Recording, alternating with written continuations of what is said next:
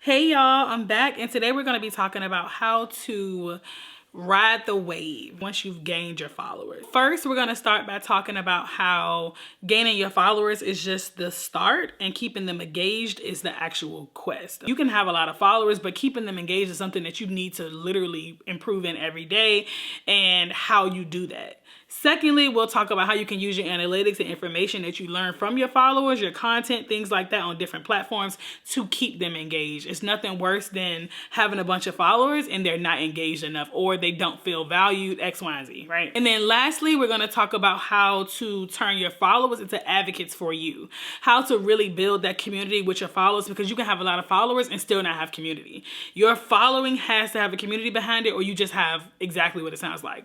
Followers. Now, getting your followers is great. However, the curve of the actual growth is the engagement. Getting them is one thing, right? But you have to be able to keep them engaged, because that's going to sustain your growth. I get it? Let me say it one more time. Keeping your followers engaged is going to sustain your growth, okay? So you have to be able to sustain your growth, because you can always plateau just like anything else in life. When you have your followers, great, kudos. It's a great milestone. However, you have to now work at how to engage them, how to keep them engaged, and how to keep yourself accountable with engagement, right? So one thing I always say is that you need to always be authentic, okay? Authenticity will always win when it comes to engaging your followers, because at the end of the day, these people want to be around you. They want to know what's going on, and if you're not being your authentic self, then it makes it that much harder to show them the real life of whatever you do, right? So make sure that even in times where, it's not the best, you make sure you're still authentic, because trying to be someone else or do something that you've seen done, yes, it could work, but reality is, if you want a community that sticks together and a community that really sticks with you, and that will lead to them advocating for you and building that community up for generations or whatever the case may be, you want to make sure you're authentic. You also have different types of engagement, right? So you may have like more passive engagement from your followers versus you may have more active engagement.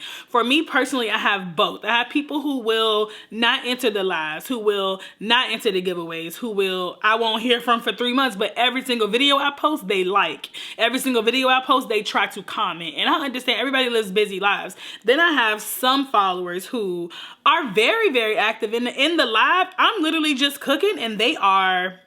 It's there. It's their live. They are running the comment section. They are muting. They are blocking. They are X, Y, and Z. They are keeping the live pumping. They are the conversationalists in my live, and I'm just sitting back cooking. So you have to know whether you're dealing with these more passive followers or more active followers, and depending on what you're dealing with, you have to capitalize off of that and leverage that to use that to make sure you keep everybody engaged. One thing that I've always thought is that any type of comment I get, I'm always going to respond.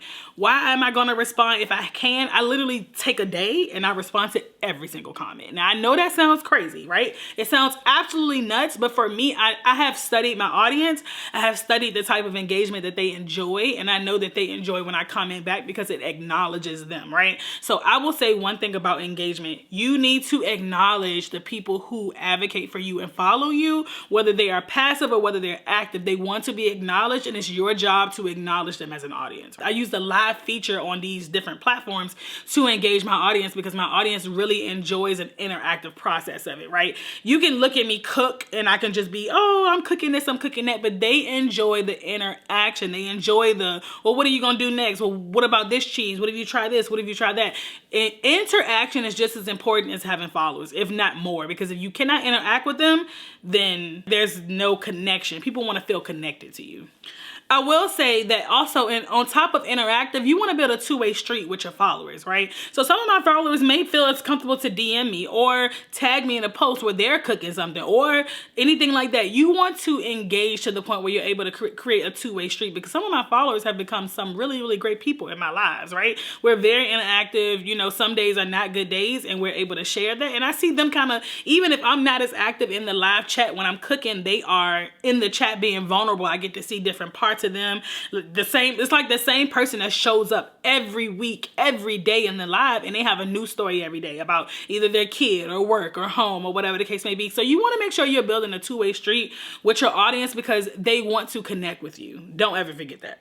Now, how you engage really just depends on your content, but the more consistent you are, the more likely you are susceptible to engagement, okay? That's just the reality of the more you post, the more you're able to create content that resonates with every single person or most people of your audience or most people in general, you're more likely to get engagement. And that's just because people like what they can relate to. If they can't relate to something, they looking like, what? But people want to be able to relate to you, and because they want to connect with you, anything you go through that seems like a common man issue or something they can relate to, they're more likely to engage and help you build your community. We're not celebrities, right? Something drew them to you, and the biggest, I think, goal is trying to figure out what that is and how to leverage that to now build community. Which takes me into my next point, which is the idea of using your analytics and the information that you're gaining from the engagement and different things that go on in your content creation journey to help you build up how to post your content, when to post your content, what type of content is best, right? So all of these different things are going to help you. So like, let's say you got a post that goes viral, or not really goes viral, but does really well with engagement, because I have posts that did not go viral but have so much engagement that is crazy. You know what I mean? Like, so those are the posts you want to pay attention to because they didn't go viral, but it also got a lot of engagement, a lot of comments, a lot of back and forth. What happened on that post? What about that topic resonated better with my audience than the other videos I've posted? You have to use the information in your analytics to make sure that you are posting at the right time and also being able to connect with your audience, okay? So regardless of what anybody says, that's just how it is. So for example, I'm cooking, right? So I know I'm using my analytics. So on certain posts, I can almost imagine that when I cook healthier recipes, nobody's looking at that. I'm not saying that they won't. I'm just saying that they don't, right? So when I go to my comments and I'm looking at my engagement and my analytics, I'm more than sure when I go in that a lot of people are not asking me, hey, can you find me a meal prep salmon recipe? That's just not what it is. And maybe that's just not what I created for my audience. What they like is the cheesy, ooey, gooey, bready, yeasty. They like all those type of goodness meals that make your mouth water, and they don't want a salmon wrap for dinner. I'm just saying. So I know you have to line that up. So if you know that they enjoy these things, and on the days where you have higher engagement, let's say like on a Wednesday or a Tuesday, then you can post those great meals. And when you have on slow days, like a Sunday, you can post something that's not as sought after, which is perfectly fine, right? Still does well, still gets the engagement, but I know that I'll get the hard hitting on the days where they are the most active and it's a recipe that is very, very, very sought after or very, very wanted. Last, I want to talk about how changing your followers into advocates for you and building your community is probably the most important thing on any platform. The reason I say that is because in these big brands, there's a lot of loyalty behind it, and you can get that same community within your brand and your content journey. It doesn't matter who you are. If you have followers, they're probably advocates of you and they're willing to step behind you. Okay, you heard me say step. Yes, I did. Because at the end of the day, that's what we're here for. We're here for that. And the idea that most people are going to already follow it. Like, let's say if someone clicks on your page and all of their friends are following you, whether they know you or not, if your content looks like it resonates with them, more than likely they're going to hit the follow button too. Okay, which is why it takes me back to, this is why I have multiple generations in my audience, because the mom, I cook, right, which is very, very generic. So you have the mom who follows me, her 18-year-old son in college follows me, and then her mom follows me. So now you have multiple generations who follows you, and that's just called the social proof. It's the idea that people are going to jump on the bandwagon with whatever is going on right now. So if 8 people are following you, more than likely they're gonna say, oh, let me see what's going on, I want to follow her too. So you want to make sure that you are emotionally branding yourself to your audience as well. Those two-way connections, those two-way streets, the whole point of engagement is so that you have a relationship with them. So for example, even with some of my audience members, some of them have nicknames. I mean, like, some of them will come into my live and be like, hey Fave, or hey this. Like, it is creating a two-way street, like a complete two-way street, to the point where they have to know you and you have to know them. To a certain degree, you do. If you want to keep those loyals and keep the people coming back and engage with them as well as you want to, then you have to be authentic. You have to be honest. And you also have to keep the engagement going. You have to use your data. You have to leverage everything you have to build that community, because the community that you build is what keeps you thriving. Anybody can get followers. You can buy them at this point. But you need to be able to engage them and help them build the community, because they will end up doing it for you, okay? Your followers inherently turn into advocates for you. And that's what you want, right? You want to be able to have those type of the meaningful connections, those type of emotional connections with your followers, to be able to have those type of advocates, because in this day and age, you kind of need them. And to be honest, when you are building your followers and you're building that community, your followers will be your advocates in any way. Like, I don't know how many times my followers have advocated for me on pages for sponsorships and things like that. And I'm like, what? And they like, yeah, you know, they comment my name or comment this or submitting a video. And I'm just like, what? You know what I mean? But that all comes from the community that we have built.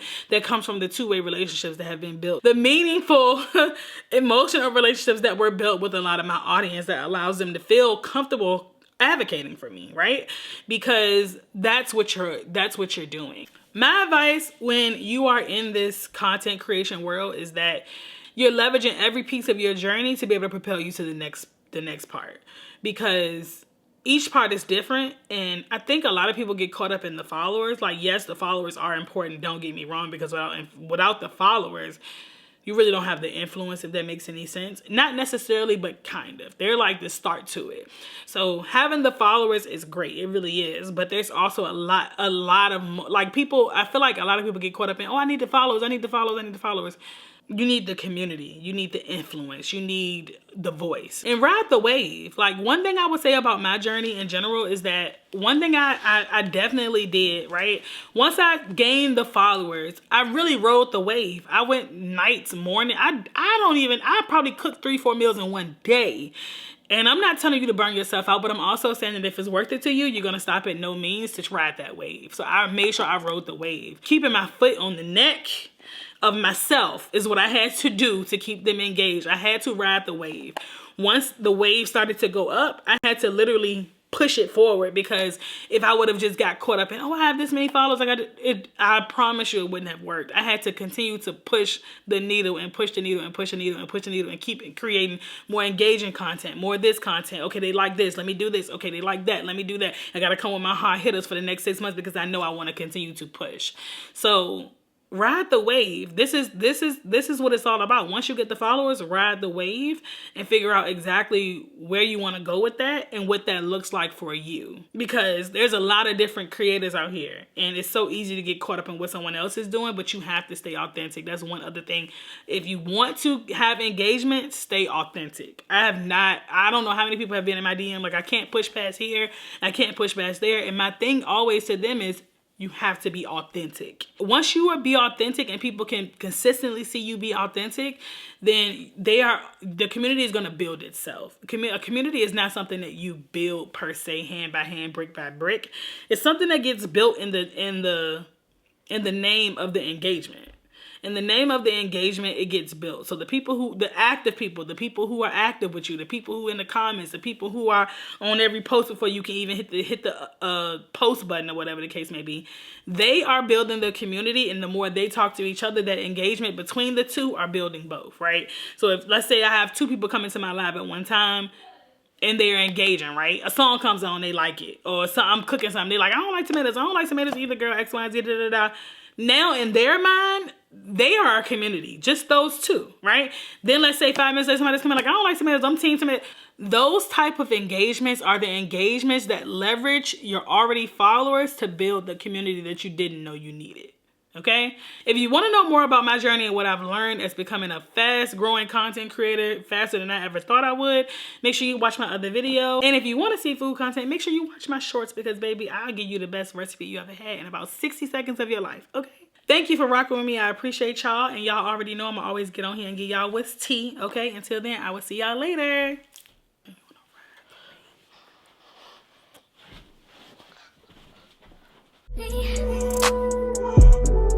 Can you focus on me? Baby, can you focus on me? Hands in the stove, how the faucet's running and I keep looking at you.